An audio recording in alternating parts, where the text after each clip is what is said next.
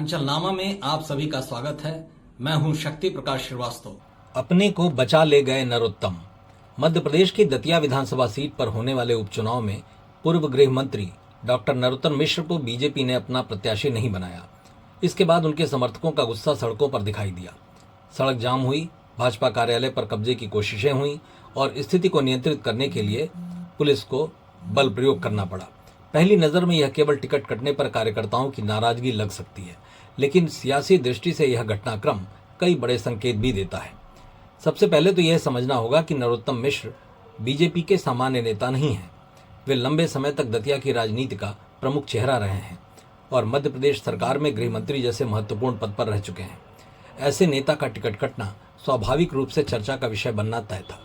इससे भी अधिक महत्वपूर्ण बात यह रही है कि इस पूरे विवाद के बीच में एक शिवसेना उद्धव बाला साहब ठाकरे के नेता उद्धव ठाकरे की ओर से नरोत्तम मिश्र को अपना प्रत्याशी बनाए जाने और उनके चुनाव प्रचार में आने का सार्वजनिक प्रस्ताव देने का मामला सामने आया। यह प्रस्ताव केवल राजनीतिक सहानुभूति नहीं था, बल्कि बीजेपी के भीतर संतोष को अपने पक्ष में मोड़ने का एक प्रयास भी माना गया।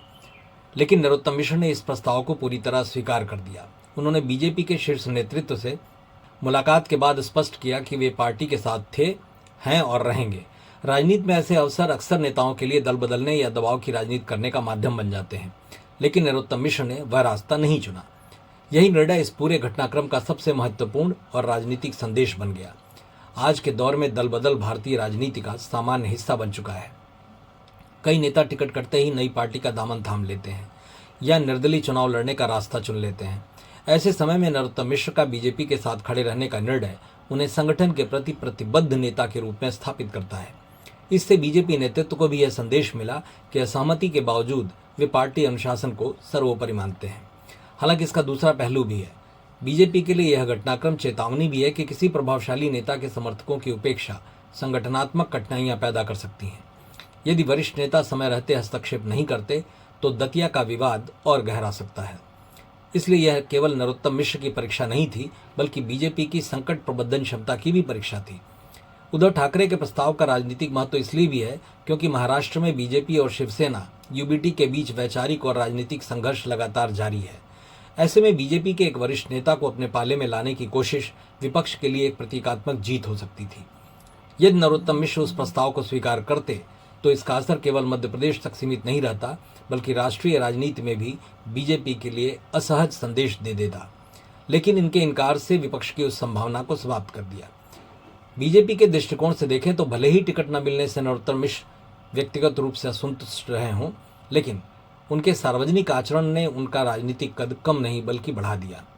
पार्टी नेतृत्व तो ऐसे नेताओं को अक्सर तत्काल नहीं बल्कि दीर्घकालिक भूमिका के लिए भी देखता है। इसलिए यह कहना जल्दबाजी होगी कि दतिया से टिकट न मिलना उनके राजनीतिक भविष्य का अंत है, बल्कि यह भी संभव है कि संगठन के प्रति उनकी निष्ठा भविष्य में उन्हें नई जिम्मेदारियों का आधार बना सकती है। अंततः दतिया का यह घटनाक्रम केवल एक उपचुनाव का विवाद नहीं है, बल्कि यह इस बात का उदाहरण भी है कि भारतीय राजनीति में व्यक्तिगत महत्वाकांक्षा और संगठनात्मक निष्ठा के बीच संतुलन कैसे बनाया जा सकता है। नरोत्तम मिश्र ने फिलहाल दूसरा रास्ता चुना है। अब देखना यह होगा कि बीजेपी इस निष्ठा का राजनीतिक प्रतिफल उनको किस रूप में देती है और दतिया के कार्यकर्ता अपने नेता की अपील पर किस हद तक पार्टी उम्मीदवार के साथ खड़े रहते हैं। मतलब की बात में आज बस इतना ही। कल फिर मुलाकात होगी इसी समय, इसी चैनल पर। तब तक के लिए नमस्कार।